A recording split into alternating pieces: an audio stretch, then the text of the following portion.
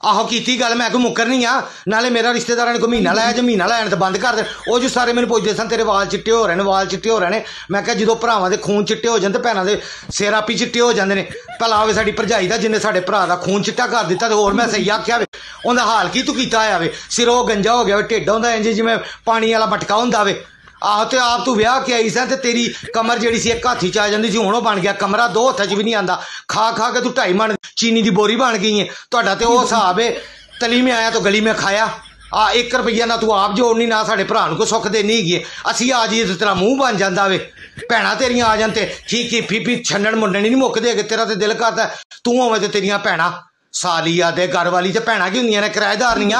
हो तो सुनामी आनी नहीं सी जो लावा अंदर उबलता पिया सी इन्हें बाहर नहीं सी आना सुनामी आ गई है हेलो नी भाभी गल तो सुन लै